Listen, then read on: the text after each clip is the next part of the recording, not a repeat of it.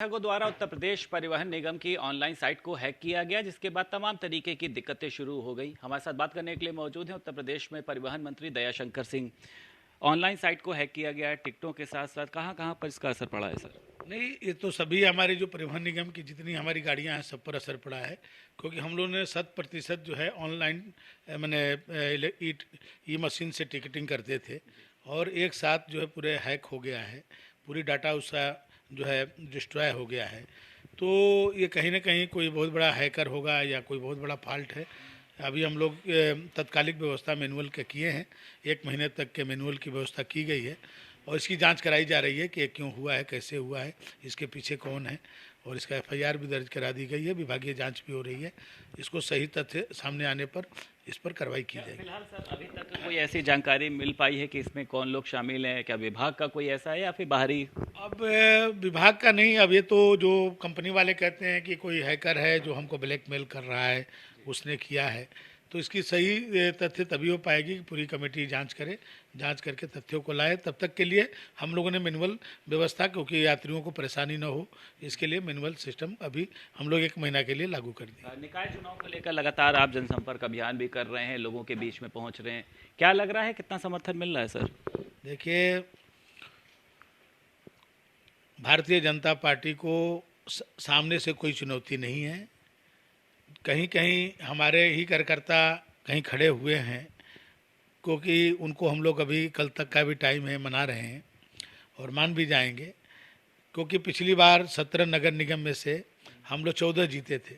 एक नगर निगम बढ़ा था शाहजहाँपुर में, और आप देखे होंगे शाहजहाँपुर का जो समाजवादी पार्टी का प्रत्याशी था, वो वहाँ का सिंबल फिम्बल छोड़ भाग करके भाजपा में आ गया।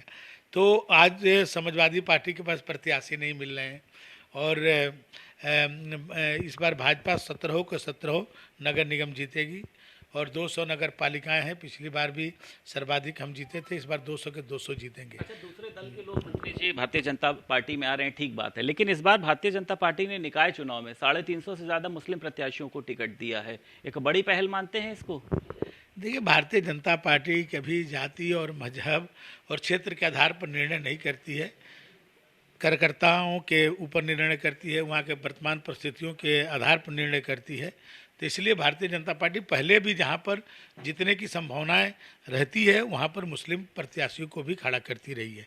तो ऐसा नहीं है कि कोई पहली बार हुआ है, लेकिन जो नगर निकाय, नगर पंचायतें, थोड़ा सा इसका विस्तार हुआ है। भाई, नगर पंचायतों को भी अभी बहुत सारे ग्रामीण इलाके थे, वो भी नगर पंचायतों में आया है, तो इसके कारण जो है प्रत्याशी बढ़े। अच्छा, अखिलेश यादव लगातार हमले कर रहे हैं, अब तो तेजस्वी यादव और नीतीश कुमार भी यहाँ पर आए हैं तीसरे मोर्चे के गठन को लेकर, तो कोई फर्क पड़ेगा? देखिए, ये लगातार इस तरह का प्रयोग कर रहे हैं। 2014 में भी प्रयोग किए थे, 2017 में भी कई लोगों से गठबंधन से चुनाव लड़े थे, कांग्रेस भी साथ थी। 2019 में तो दो विपरीत धाराएं, पूर्व और पश्चिम, सपा और बसपा एक होकर के लड़े और मोदी जी की लहर को नहीं रोक पाए। और 2022 में तो ये कहते थे कि 400 सीट हमारी और 3 में से ही विपक्ष को दे रहे थे, लेकिन उसका भी हसरा आपने देखा। तो ये गठबंधन का कोई असर नहीं है, न यहाँ पर गठबंधन जिनके साथ ये कर रहे हैं उनका कोई उत्तर प्रदेश में वोट है। यहाँ ममता बनर्जी का क्या वोट है, यहाँ पर नीतीश जी का कौन सा वोट है, यहाँ पर चंद्रशेखर जी जो हैं तेलंगाना के, उनका क्या वोट है।